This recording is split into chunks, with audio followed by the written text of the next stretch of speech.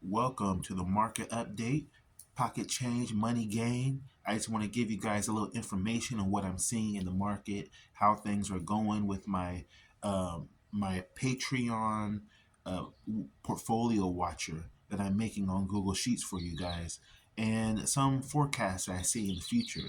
So we're going to start off with the market right now. So the market today is sitting at about 22 PE, S&P 500.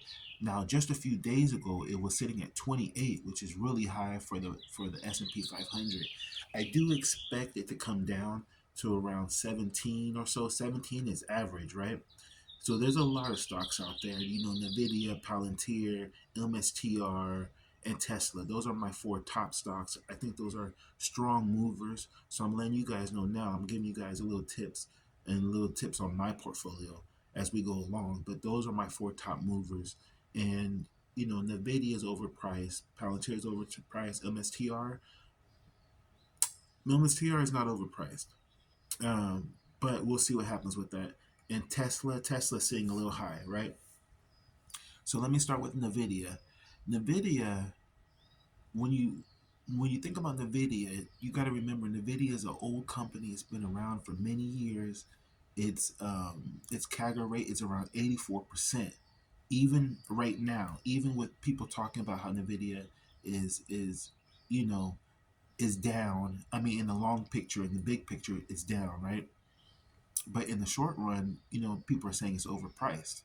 So you gotta pick and choose. You gotta pick and choose what you want to do, right? If you're a trader, you might be looking at this down time and thinking, "Oh, this is nothing. I want to get in when it actually hits a low." If you're a long-term investor, you got to remember that this downtime is low. On a big scale, the big um, total return of it, we're actually pretty low. So you got to pick and choose what you want to invest in. Now, here at Pocket Change, I cater to the long-term investors. Now, my charts work for short-term investors, and it works for short swing traders, right? You can swing trade because that's what I do. I swing trade into the position, and I hold that position for long term, right? So just like I gave you guys some information the other day saying that Eli Lilly was low, right? Eli Lilly is one of my favorite stocks. Eli Lilly's low. You know, we're what I'm doing is I'm swing trading into that position to keep it long term. But back to Nvidia. In the long term, Nvidia is underpriced. And the reason I say that is because if you're running a CAGR at 86%, and you take because Nvidia is down just a few percent, for the year, you take that and you add it to the CAGR, you're adding a lot of money. So what I'm trying to say is I'm trying to do it without math, but when Nvidia is at 86% CAGR, in a situation like this, when in the short term we're up, when it comes down actually 15% or 20% like it was just a few months ago, and it was at $90, right? You're looking at a stock that's at its low is still 76% CAGR, 75% CAGR at the low. And now you're looking at a stock that's 86% CAGR at the high of the recent year, but at the low of the big picture, right? So you got to take that into mind. And also, it's just a good stock. It's going to be a stock that's going to be around for years.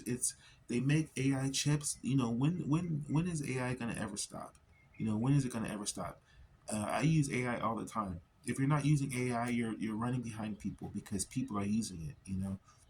Not to mention uh, Meta, Tesla, Oracle, all these other companies are buying chips from Nvidia. Everybody knows Nvidia makes the best chips. AMD makes good chips. The problem with AMD compared to Nvidia is they're both great companies. It's just Nvidia is the big dog. AMD is the smaller dog. Now you can call it however you want to call it. AMD, has a good chance of having a higher return than Nvidia these next few years because in the long run, Nvidia is. let's say when it comes down, let's call it a medium, right? Let's call it a medium come down, and let's say because the S&P 500 is so high, sitting at 22 today, compared to the 28 last week, but the S&P 500's PE is so high, Nvidia is not going to have that range it would normally have. If the S&P 500 was sitting at 17 or so, it could move up a lot more. People would be more willing to put money into Nvidia.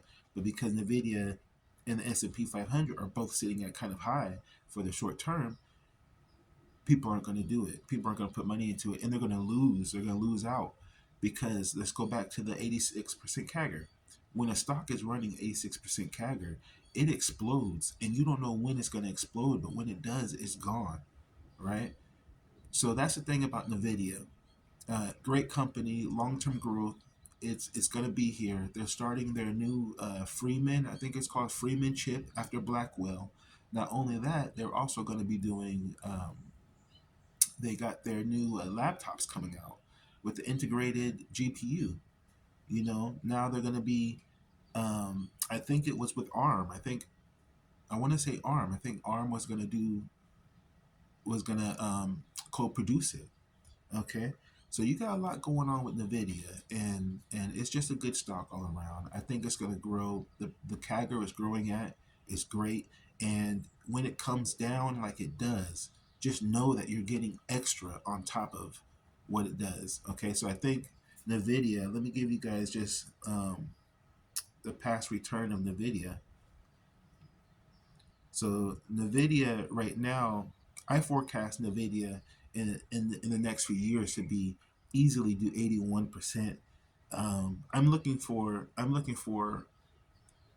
at least an 81% in the next few years, right? So I'm gonna say 2 years, 3 years, 81%. I would be very happy with that. Realistically, if I calculate it out, I have the calculation here. Nvidia would give me 86% year over year, right? So I'm just bringing it down for you guys, but I'm gonna tell you the truth. I have the calculation. 86% year over year is what Nvidia has done in the past, and that's what it could do in the future, right? Not to mention, like I said, we're actually down overall in the big picture, right? So in the past, this past year, Nvidia returned 22%. Okay, Nvidia returned 22% for the past year, right? 1 month change is up 24% in 1 month, right? So Nvidia is doing good. 22% in a year. You can't be mad at that. What's the S&P 500 at? You know what I'm saying? So you got to understand that even if a stock doesn't do 100% every year over year, it's building. It's building. It's like a rubber band building tension, right? You're getting into the stock because it's a great stock. You're getting into it because of the long-term growth. You're getting into it because the future outlook, right? The valuation of Nvidia is top notch. It's just the people are scared to get into it, right? It's just you're not going to make a return based on evaluation alone, because if people are scared, that's why you need evaluation and you need charts and fundamentals and I don't know why people are scared of charts, but yeah, evaluation and charts, right? because because evaluation alone, people they knocked it out the park, right? But people are scared of tariffs. People are scared of what's going to happen with the tariffs and how Trump is going to respond and all that stuff. But if you take all that away, we're still going up. They're still the number one AI company, right? So let's switch over to Palantir. Right now, Palantir is overpriced, right? This year, I just saw past year, Palantir has done 524%. Crazy numbers, right? I love Palantir. I've been in it a long time.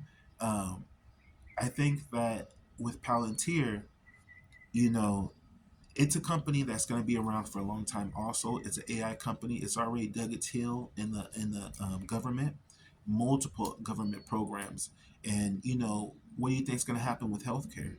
There's some healthcare AI plays that are happening too, but you don't think Palantir is working on that?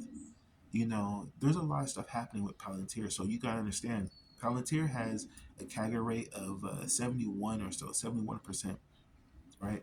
So you gotta understand, you're buying a stock that's overpriced, right? And the S&P 500 is overpriced, right? The market's scared, and Palantir still did a 524% return. Come on now, come on now. You know what I'm saying? Like there are times you gotta play it right, because you can either put money into Palantir and expect it that it goes nowhere, right? Because Palantir may not go nowhere. It's overpriced. So yes, it may come down 30%, but you're sacrificing 30% to earn thousands of percent in the future, right? So you got to play this right. That's what I'm trying to teach people at Pocket Change. I've been trying to tell people, just you got to think about the mindset of the coming down, right? You're getting a great company, right? You're getting a great company. You're going to hold it long term, right? I'm giving you the Google Sheets in order to track all that stuff, right? You just got to join the Patreon. It's in there. You don't got to pay no money. It's a free Patreon, right? So all these edges are stacking up, and the other edge, when you look at the stock, is the actual stock. It's the stock itself. Palantir has the edge, right? They're killing the game. They are the number one AI software. They're going to businesses and hand building their own software for them.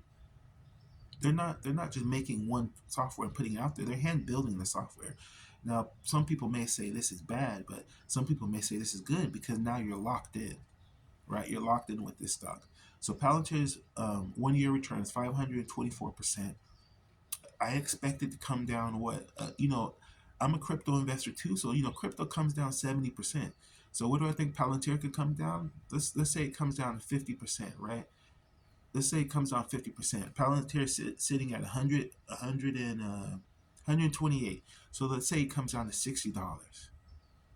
Okay, all right. So let's buy more, right? What the stock has got a 71% CAGR. Did a 524% return, and it's at $128, and it comes down 50%. You got to keep stacking. You got to keep stacking it, because not only do you need the share count, you need share count, you need a price. It doesn't even matter if the price, it doesn't even matter for a DCAer like us, we don't need to throw two, three, four, five, $6,000 down at once. You need to DCA. Even if you were going to throw that $2,000 down, if you separate that $1,000 into 6 months or 12 months, whatever you want to do, 3 months, I promise you, you'd have a better return than if you just dropped it in there over the long run. Because once you drop that $5,000 down, you're done. You got another 6,000 to put down, then congratulations. You know what I'm saying? So what I'm talking about is you investing $200 a week. $200. If that's a lot, let's do $100 a week. If that's a lot, let's do $50 a week. If that's a lot, let's bring it down. All my models I do, every time you guys see my charts, they're based off of $50 a week. $50 a week. If you would have put $50 into NVIDIA, $50 into NVIDIA, I'm gonna have to pull up the charts for this now.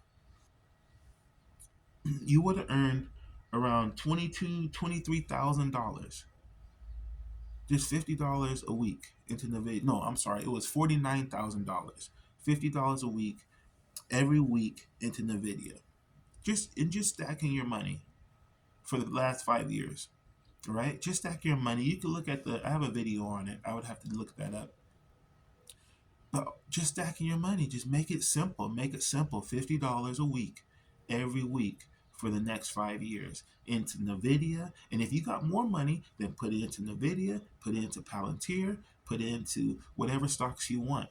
Okay, I'm gonna give you guys a free Google Sheets down below, and when you have that Google Sheets, I'll have a comparison where you can compare VU to your watch list. All right, so I'll have that in there. So Palantir is a great company. You wanna make sure you keep in mind that it is a great company long term. The CAGR rate, the return, take all that into account. All right. If it's down, then let it be down, buy some more. If it goes down, then buy some more. If it goes up, keep buying. All right, don't stop buying, because we're looking for 1,000% return. We're not looking for 200% return, 100% return. Okay, you guys gotta understand. We're not here at Pocket Change. I'm not looking for 100% return. I'm looking for thousands. That's what I'm telling you guys. Swing trade into the position and hold that position. Dollar cost average. Your money will build so fast. I have so many examples on my videos of compounding. That's what I go by, compounding. All right. So let's jump into MSTR. MSTR is a great stock also. Now, the thing about MSTR, it's a Bitcoin play. If you believe in Bitcoin, then I would say 50 to 75% of that is MSTR, right? Right? Because there's more risk in MSTR than Bitcoin. And the reason why is in MSTR you have Saylor, right? So Saylor is a great CEO. I like the way he thinks. I like the way he does things. I'm fully backed. I'm okay with Saylor. But there are people out there who are scared of him, right? Scared of what he can do, of the money moves he makes, right? So that's one thing you gotta keep into account with MSTR. It's a Bitcoin play, but it's not fully Bitcoin, because MSTR does have other assets that correlate with them, like Strife and Strike, um, and so that's the way you got to think about MSTR.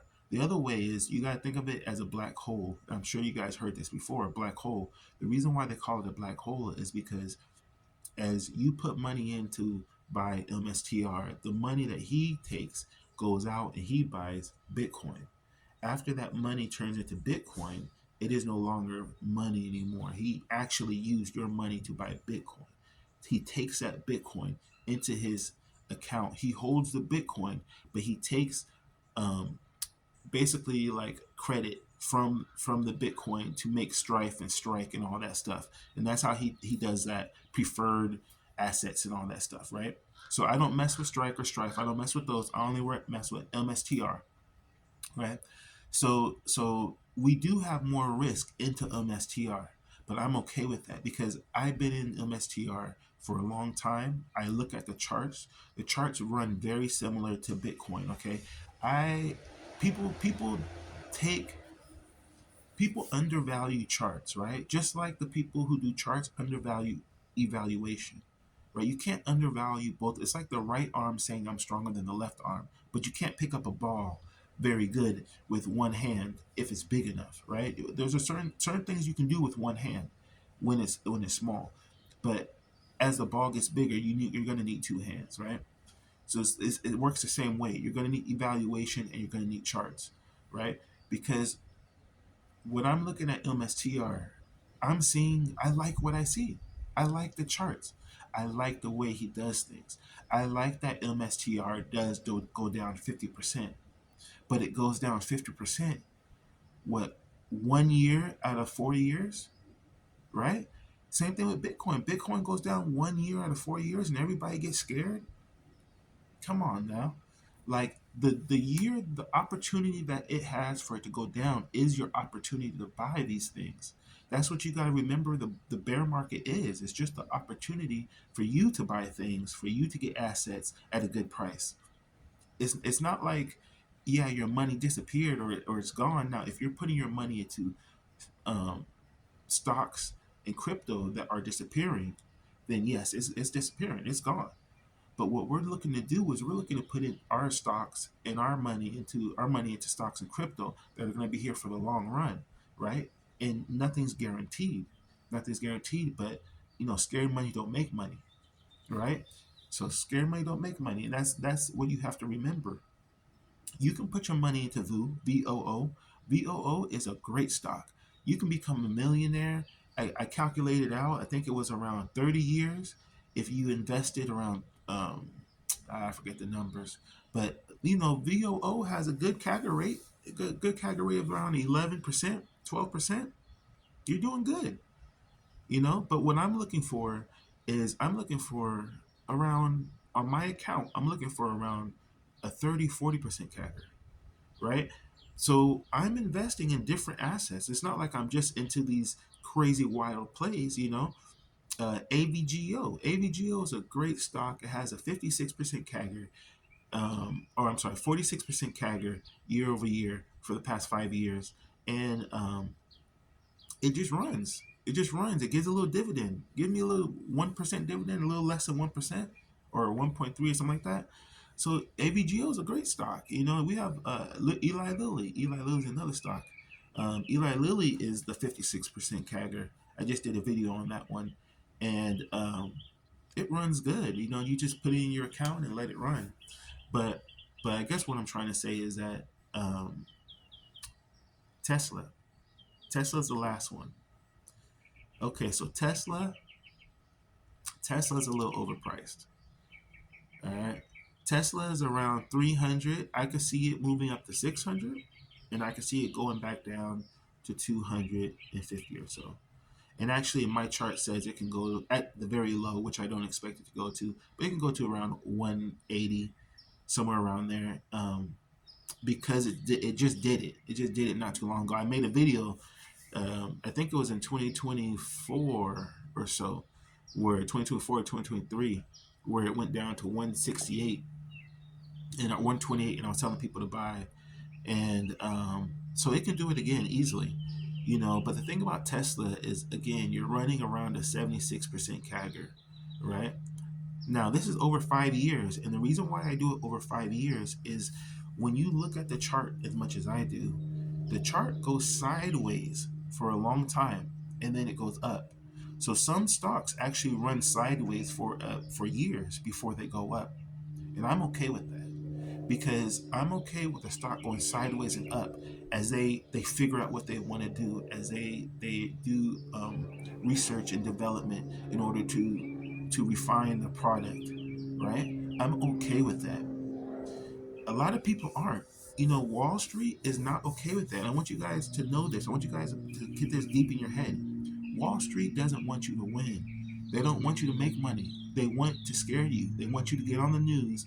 They want you to watch news, watch their advertisement, get scared, then come back to the news, watch their news, watch their advertisement so they can make money. That's what they want, man. I'm trying to tell you the truth. I've been telling you guys the truth. I told you guys to buy Bitcoin. I told you guys to buy NVDA.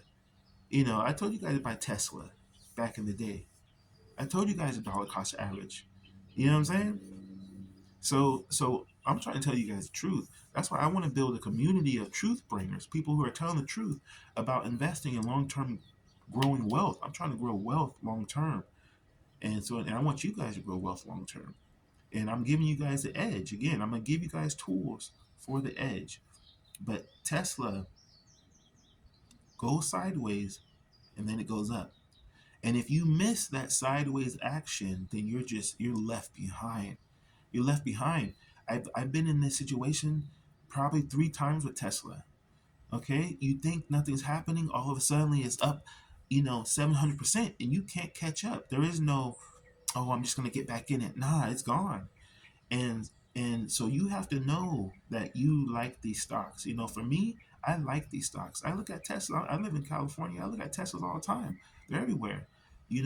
I love Teslas. I like when people fix them up. People make them look like little race cars. I love it. I'm gonna get me one day. You know, but I got me a little Prius, and I'm okay with that. You gotta save money when you can. I use my money to invest. I try to invest as much as I can, and I have that mindset. And so what I'm trying to tell you guys is that Tesla is a long-term grower, but it takes a long time for them to catch up, right? They're going to be in your top growers for sure, but people are looking for them to be their number one asset, right? And it is your number one asset if you were patient enough to sit and wait for it, right? If you were patient enough to sit and wait for Tesla to explode, you're good. You're good. But if you want to jump in and out of Tesla, you're gonna lose money. You're always gonna lose money. I actually think they sandbag their money. I think they sandbag their numbers because when I look at their chart, it's just so perfect. It's so perfectly sideways and up. I'll show you guys a picture of it one day. But so what I'm saying about Tesla in the long run, for me, it's a buy. Now, do I put as much money as I do into other stocks as Tesla? I put about 25% less because I've had Tesla for so long, right? I've held Tesla for so long that it's one of my big players. I think it's actually my number one big player, even though I've been trying to get it down, right? I'm not gonna sell though. So what I'm trying to say is that if you get into these stocks with these high CAGRs, and while they're small, they grow so fast. And even while they're big, if they're still putting out 80% CAGRs and 70% CAGRs, they're not small stocks. Eli Lilly's been around since 1870, 1870s, and it has a 56% CAGR. So yes, it might have been on the top end of its run, right? But what can I do? What can I do? Can I fast forward time? Or are you just gonna not invest? You feel me? You can also do this. This is a strategy too. You can pick something else, right? You can get into something like HIMS, right? Instead of Eli Lilly, you can jump into something like HIMS. I have HIMS. HIMS is a good stock. HIMS is a newer stock. It has a lower CAGR because it's a newer stock, so it hasn't been running that much. But where do I expect HIMS to go? I expect HIMS to go from around, I think it's around $56. I think HIMS can go up to about $250 in the next few 2-3 years, right? 2-3 years. Now, HIMS might be your main stock, right? It might be the stock that you want to be your top five core stocks, right? But HIMS is not my top five core stocks, and that's okay. I'm gonna build a watch list for you guys, and you guys can put your top five core stocks on there, and you can compare them to whatever stocks you want, right? But I just wanted to come talk to you guys, tell you guys a little bit about what I'm about and what we're trying to do here. I hope you guys like this video. I'm just in my backyard chilling. I appreciate if you stay to the end, and I'm gonna try to put some more of these out, just maybe one time a week. Hit that like and subscribe. I'll see you guys in the future.